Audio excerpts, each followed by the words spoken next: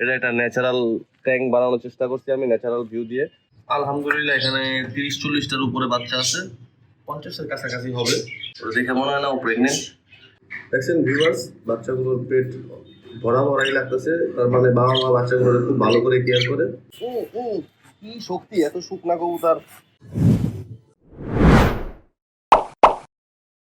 Hi viewers, আসসালামু আলাইকুম, স্বাগতম আপনাদেরকে আমার নতুন একটি ভিডিওতে।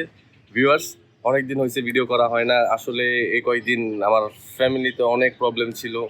যেমন আমার বাবা হসপিটালে ভর্তি ছিল, তার আগে আমার দুই লাভাই ছিল হসপিটালে ভর্তি, তাই ওনাদের নিয়ে দৌড়াদৌড়ি করার জন্য টাইম পাই নাই একদমই ভিডিও করার মতো। তো অনেক দিন আগে আপনাদেরকে ভিউয়ার্স আমি বলছিলাম যে আমার কিছু মাছ পালা শুরু করছি, এগুলো আমি আপনাদেরকে হয়তো মাঝে মাঝে দেখাবো, অত ঘন ঘন দেখানো হবে না। তো ভিউয়ার্স আসেন, অনেক দিন হয়েছে আপনাদের মাছগুলো দেখাই না। মাছগুলো তো অনেক নতুন নতুন আপডেট আছে। আমি তো সেই 8-10টা মাছ দিয়ে শুরু করছিলাম, এখন প্রায় অনেকগুলা মাছ হয়ে গেছে। আসেন আপনাদের একের পর এক দেখাই। ভিউয়ার্স মাশাআল্লাহ, এখন আমার 4টা ট্যাঙ্ক হয়ে গেছে অলরেডি, আলহামদুলিল্লাহ। এই যে এই পাতিলের যে ট্যাঙ্কটা দেখতেছেন, এই ট্যাঙ্কটা আসলে মাদার পেয়ার। এখানে যতগুলা মাছ আছে সবগুলা বড় বড় আর কি, যেগুলো ডিম বাচ্চা দেওয়ার জন্য অ্যাডাল্ট রেডি। এই মাছগুলো আসলে যখনই আমি দেখবো প্রেগনেন্ট, তখন এখান থেকে আমি ওই বাহিরে একটা ঝুড়ি আছে, ঝুড়িটা এক নজর আমি আপনাদেরকে দেখা আসতেছি। আমি যখনই দেখি একটা মাছ প্রেগনেন্ট, তখনই সাথে সাথে আমি মাছটাকে এই যে এই বাহিরের ট্যাঙ্কে নিয়ে আসি। এটা একটা ন্যাচারাল ট্যাঙ্ক বানানোর চেষ্টা করছি আমি, ন্যাচারাল ভিউ দিয়ে। এই কচুরি টচুরি আলহামদুলিল্লাহ সবই দেওয়া আছে, উপরে গাছ দিয়েও ঢাকা আছে। এই এই ট্যাঙ্কে আপাতত একটা মাত্র গাপি আছে, যে গাপিটা ফুললি প্রেগনেন্ট। ইনশাল্লাহ অল্প কিছুদিনের মধ্যেই ও বাচ্চা দিবে, কিন্তু আমি ওকে দেখতে পারতেছি না। দেখি ওকে দেখা যায় কিনা। কচুরিপানার মধ্যে মনে হয় হ্যাঁ, এই যে জানি না মোবাইলে কতটুকু দেখা যায়, নিচে বরাবর আছে, ধরো আবার হারায় ফেলছি। যাই হোক, এখানে একটা মাছই আছে, তাই তো? এখানে একটা গাপি আছে, প্রেগনেন্ট গাপি। তো গাপিটা যে কোনো দিন 2-4 দিন, এক সপ্তাহের মধ্যেই বাচ্চা দিবে। বাচ্চার কথা বলতে বলতে আলহামদুলিল্লাহ আমার এখন প্রায় 5 থেকে 6 ব্যাচ বাচ্চা আছে। তো বাচ্চাগুলো কিছু কিছু বাচ্চা, প্রথমের দিকের বাচ্চাগুলো মাশাল্লাহ প্রায় বড় হয়ে গেছে। এখনো ফুললি অ্যাডাল্ট হয় নাই, কিন্তু প্রায় অ্যাডাল্টের সাইজে চলে আসছে। আর তৃতীয় চতুর্থ ব্যাচের বাচ্চাগুলো আমি একটু আলাদা রাখছি, কারণ ছোট বড় বাচ্চারা যেন একটা বাচ্চা আরেকটা বাচ্চাকে খেয়ে না ফেলে, তাই এই ব্যবস্থা নেওয়া। আসেন বাচ্চাগুলোকে একের পর এক দেখাই। আলহামদুলিল্লাহ এখানে 30-40টার উপরে বাচ্চা আছে, 50-এর কাছাকাছি হবে। এখান থেকে প্রায় 13টা বাচ্চা আমি অলরেডি সরাই ফেলছি, কারণ বাচ্চাগুলো অলরেডি ফুল সাইজে চলে আসছে অলমোস্ট। ওই বাচ্চাগুলো এই ট্যাঙ্কে নেই, ওই ট্যাঙ্কটাও আমি আপনাদের দেখাচ্ছি। এই ট্যাঙ্কটা দেখেন। আপনারা অবশ্যই কমেন্ট করে জানাবেন এই আমার ট্যাঙ্কগুলো কেমন হয়েছে। আসলে সব হাতের কাছে যা পাইছি আমি সবসময় এই যে দেশি জোগাড় দিয়ে বানানোর চেষ্টা করি। এই যে পাতিলটা পড়েছিল, এখানে পানি আর অল্প কিছু মাটি দিছি। মাটি দেওয়াতে আমার কয়েকটা পজিটিভ সাইড আছে। অনেকে বলতে পারেন মাটি কেন দিছি, মাটি দিলে নোংরা লাগে। আসলে এই মাটি দিলে আমার পানিটা খুব কম পরিষ্কার করা লাগে, কম চেঞ্জ করা লাগে, প্রায় 1 মান্থের কাছাকাছি চলে যায় এই মাটি দেওয়ার কারণে। কারণ এই মাছগুলো যখন পটি করে তখন এই মাটির সাথে মিশে যায়। এখানে অ্যাসিডির পানিতে ময়লার পরিমাণ বা অ্যামোনিয়ার পরিমাণ বেশি হয়ে যেত, গ্যাসের পরিমাণ বেশি হয়ে যেত, তখন মাছ অতিরিক্ত মারা যেত। আর ওই অবস্থায় আমার প্রায় 2-3 দিনের মধ্যেই ফুল পানি চেঞ্জ করা লাগতো, পরিষ্কার করা লাগতো। এখন এই মাটি দিয়ে দেখলাম আলহামদুলিল্লাহ আমার 1 মাসও পানি চেঞ্জ করা লাগে না। দেখেন পানিটা কিন্তু ক্রিস্টাল ক্লিয়ার, আমার হাতটা দেখা যায়, দেখছেন? ওই নিচে মাটি থাকার কারণে মনে হচ্ছে যে পানিটা ময়লা, পানিটা কিন্তু আসলে ময়লা না, পানিটা অনেক পরিষ্কার। এই যে দেখেন, দেখছেন? তো আসেন আপনাদের ওই বাচ্চাগুলো দেখাই, যে বাচ্চাগুলো বড় হয়ে গেছে। ভিউয়ার্স, এই ট্যাঙ্কটা একটু ডার্কের মধ্যে থাকার কারণে অনেক নোংরা দেখা যায়, কিন্তু ট্যাঙ্কটা একদমই পরিষ্কার। দেখেন এটার পানিও দেখেন, দেখছেন? ক্লিয়ার পানি, কিন্তু আমার হাত পুরাটাই দেখা যাচ্ছে। ওই নিচের মাটির কারণে আর অন্ধকারের কারণে এখানে পানিটা কালো কালো দেখা যায়। কিন্তু এই দেখেন এই ব্যাচের বাচ্চাগুলো মাশাআল্লাহ খুবই বড় হয়ে গেছে।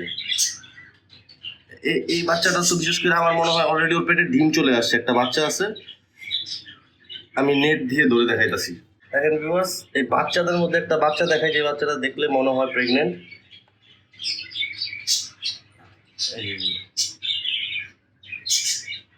ভিউয়ার্স দেখেন এই বাচ্চাটা, ওটা দেখে মনে হয় না ও প্রেগনেন্ট। এত ছোট অল্প বয়সের বাচ্চা প্রেগনেন্ট হয়ে গেল নাকি বুঝলাম না। না ওর খাবার বেশি খেয়ে ফেলছে, আমি ডাউটে আছি। তো দেখা যাবে, প্রেগনেন্ট হইলেও দেখা যাবে, প্রেগনেন্ট না হলেও দেখা যাবে।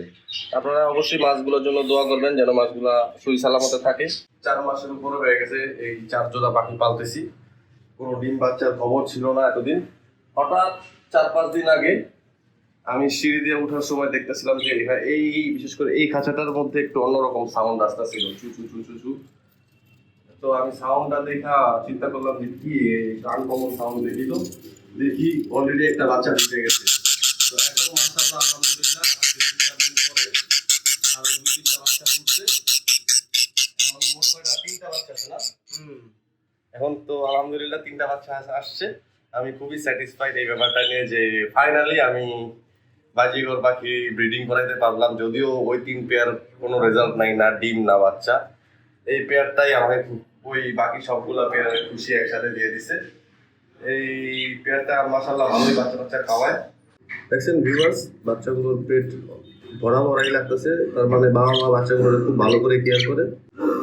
আপনারা অবশ্যই দোয়া করবেন এই বাচ্চাগুলোর জন্য, যেন বাচ্চাগুলো সহি সালামতে বড় করতে পারি।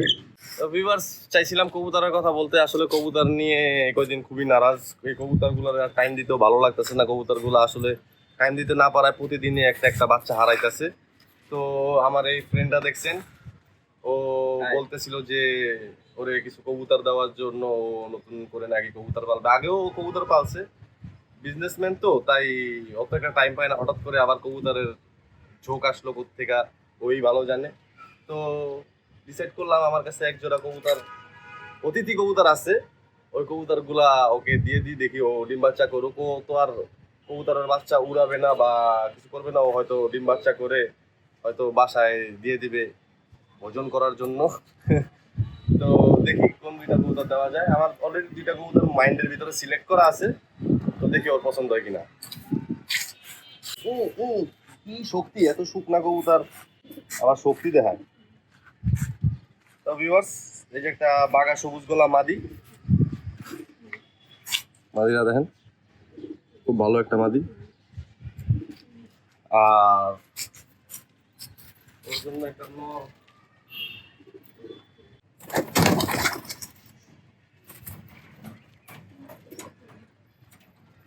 কবুতর বের হইবই ডিস্টার্ব।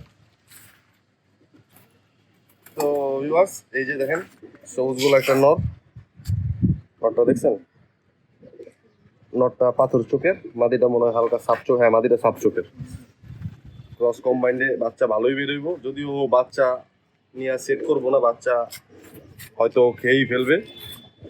তো ভিউয়ার্স, আপনারা অবশ্যই ওর কমেন্টের মধ্যে বলবেন ও বাচ্চাটা যেন না খায়, ও পালে কবুতরগুলারে। জোড়াটা ছেড়ে দেখাও। এই জোড়াটা আমি একটা খাঁচায় ছাড়লাম, দেখেন দাও জোড়াটা কেমন দেখা যায়। আনে তো আসো।